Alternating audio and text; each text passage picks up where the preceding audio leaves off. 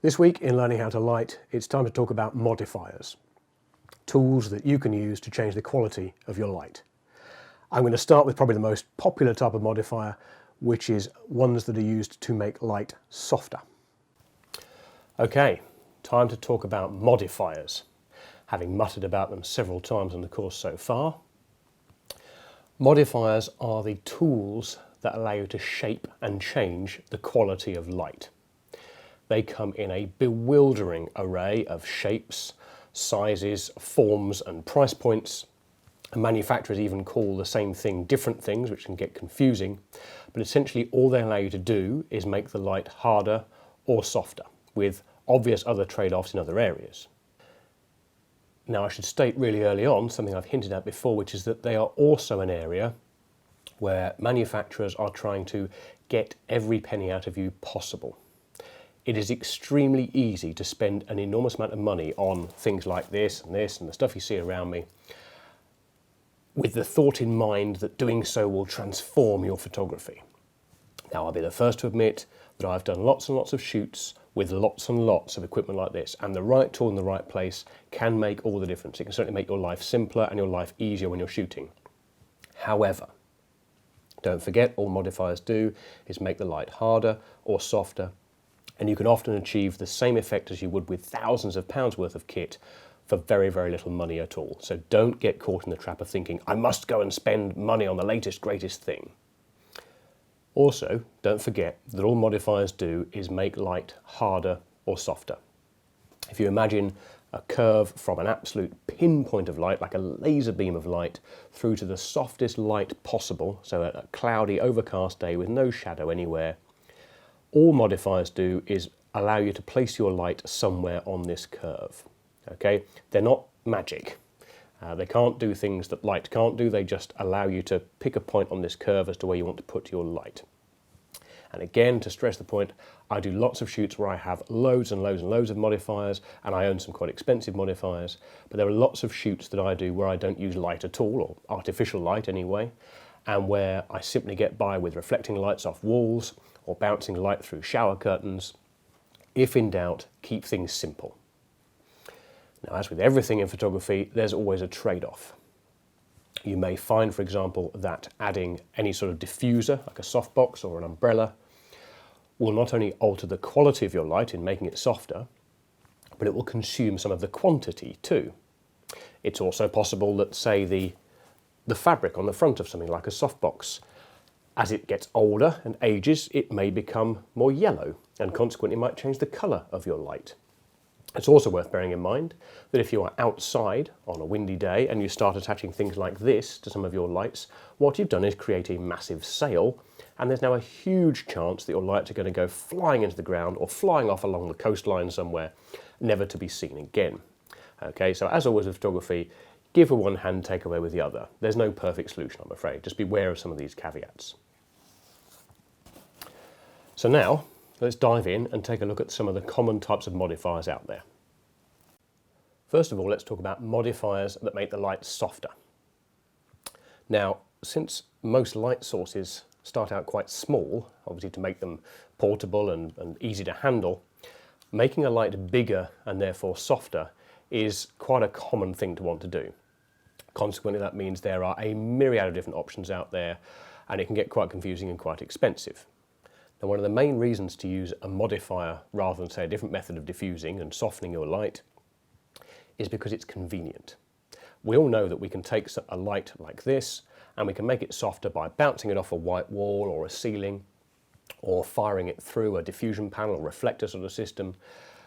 But that can get quite tiresome. If every time you move, if you have to move this and a separate reflector and then try and get the light consistent each time you move to a different location.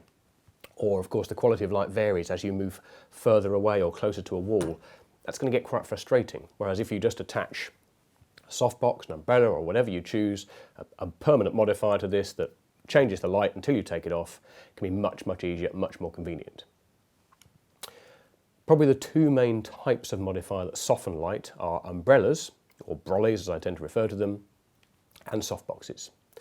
Now we'll start with brollies. Now it's pretty easy to grasp what goes on with an umbrella because it's an umbrella. They start out nice and compact like this, and you simply open them up like you would any other umbrella, lock it in place there, and then depending on what mount you've got, I mean in this case this is a flash gun on a standard mount, you then slide the shaft into there and lock it in place, like that. Now you have two main types of umbrella. You have a reflective or bounce umbrella, which is how this is set up, whereby the light bounces into the fabric and then comes out onto the subject. And you have a shoot through, which you can see here in this video, whereby the light fires through the umbrella towards your subject.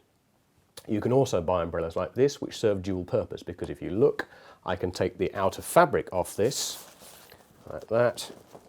Never easy done on camera, and then this becomes a white shoot through.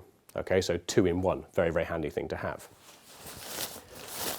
Now in my experience, the biggest difference between reflecting or bouncing and then firing straight through, shooting through a brolly, is in terms of how you control the fall of light. If you bounce into a brolly like this, you've got more control over where the light falls. You can feather more, which of course we talked about a lot earlier. It's fairly easy to grasp why.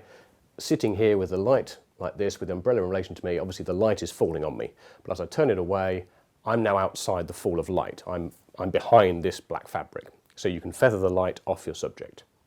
Conversely, if we made this into a shoot through, and I just fired the light through here into the white fabric, the light would diffuse more. It would go in all sorts of different directions. Now, of course, that might be what you want. You might want a diffuser of some sort that just spills and fills a whole area with a wash of light. You might, however, want to control where the light goes. So shooting through might not be the answer. Having the versatility, though, is always a good thing. The other big difference between bouncing and shooting through is in terms of what's called efficiency. Now, efficiency is basically a measure of how much light from your actual light source, in this case a flash gun, ends up getting to your subject. With a very efficient modifier, most of the light from whatever light source you're using would end up getting to the subject. So that's useful. That means on a quantity level, thinking about those 4 characteristics, you're not losing too much quantity. It shouldn't be too hard to work out that almost everything that makes a light softer is also going to consume some of its quantity, because it's going to have to bounce around, it's going to have to bounce through things and generally spread out more before it hits your subject. So of course, as you make light softer, you are almost certain to be reducing the quantity too. Now with an umbrella, a bounce umbrella like this, particularly one that has silver on the inside, is pretty efficient. Lots of the light that you fire into it is going to bounce back and hit your subject. By comparison, if you shoot through, it's very inefficient, because not only is obviously some of the light taken up as it diffuses through the fabric to make it softer, but firing it into it like this means lots of the light actually bounces back, doesn't go through the fabric towards your subject, it just ends up flying off into nowhere, so you're losing power. Now, of course, I'm sure we can appreciate that there can be times when this really, really matters. Let's say you're outside on a bright sunny day, you've only got flash guns with you, and you want to diffuse the light and make the light softer. Well, if you shoot through, you're going to lose so much power that you may find the flashes having no effect at all up against the power of the midday sun. So you might have to bounce, or simply choose a different modifier, or perhaps not diffuse it at all. The other drawback to umbrellas is that they are quite fragile. I have broken, I do not know how many of these over the years. These little metal arms are understandably quite fragile and very easy to bend, but since they're only 20 to 30 pounds a pop, that's not really a big problem.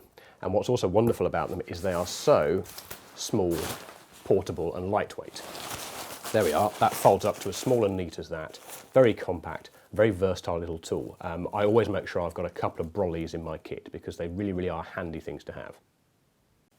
The next common modifier that softens light that you'll find is a softbox, something like this. Predictably, they come in a bewildering array of shapes, sizes and price points, ranging from tiny little ones a few centimetres wide that go on the front of a flash gun, through to more standard size ones. This is a 60 centimetre square one, all the way up to enormous ones that actually fit on cinema lights and are commensurately expensive. They usually function a bit like a tent. There will be rods that hold fabric under tension to create a box. The rods are generally inserted into something called a speed ring, which is then mounted onto your light. One neat trick is that you can easily get different speed rings for different lights, and they're pretty inexpensive. So if you change your lighting system over time, you won't need to buy a whole new softbox, just a new speed ring. Speed rings also allow any rectangular softboxes to be rotated from portrait to landscape format without having to remove the box altogether. Very handy. The front of a softbox will be made up of diffusion fabric, and you may be able to add more layers of diffusion to the interior to further soften and diffuse the light. The light from your light source, usually a flash, but they do come in versions for continuous light, bounces around inside the softbox and then is diffused by any interior fabrics and the front fabric. There's an obvious quantity fall off as the light passes through these fabrics, so don't forget to allow for that. A softbox will allow you more control over feathering than an umbrella, even one that's reflecting or bouncing. The black side of the softbox and the back baffle, plus the clearly defined edges, all help you to control where the light falls. As we know from our understanding of distance and direction, controlling the fall of light, particularly in a small area, can be really important. Softboxes are great little tools. They tend to be a bit more expensive than brollies and a bit less portable because you need this speed ring as well, but they're really good ways of controlling the light whilst also keeping it nice and soft. Understandably, just like brollies, if you're outside on a windy day, this forms a sail, of course, and you may find that over years and years of use, these front fabrics start to age a little bit and the colour of light tends to shift some too. So those are the two main types of modifiers you'll find that soften the quality of light. Now don't forget, softening light is really only a measure of how large the light source is in relation to your subject. So don't expect that just adding a modifier will magically change everything, because it's still got to be a large light source in relation to your subject. Something that I struggled to get my head around when I was first starting out is that just putting on something like this doesn't magically make a difference to the quality of light. Let's say you were using this to do a portrait of somebody. If I had this quite near their face or my face, well, it's quite large in relation to my head, so it's quite soft. If I mount this onto my flash but then put the flash 10 meters away, this is not a soft light source anymore. This is now quite a hard light source because its relative size to me is quite small. So don't forget, these in their own right won't actually change things. It's then about how you place them and how you use them in relation to your subject. All those four characteristics of light all interplay with each other, don't forget. There's no escaping them. There are a few other softening modifiers out there that you'll come across. Beauty dishes and parabolic umbrellas probably being the most common nowadays. Now you can think of a beauty dish as being kind of a cross between an umbrella and a softbox. What happens is you insert your light into here, it bounces off this inner dome, and then the light bounces off this large reflective dish and of course aims towards your subject. So you kind of get the best of both worlds. You get quite a soft light, but quite an efficient light that you'd get with a bounced umbrella. And you're also able to feather quite well because obviously this has very well-defined edges. You can then soften this further should you want to. You can often add diffusion fabric to the front to make the light even softer, but of course eat up some quantity. Or you can add a grid to it to define the fall of light even more precisely, and of course also eat up some quantity. Parabolic umbrellas are wonderful things, but very expensive. The cheapest start at about £1,000, so you're more likely to rent them rather than own them.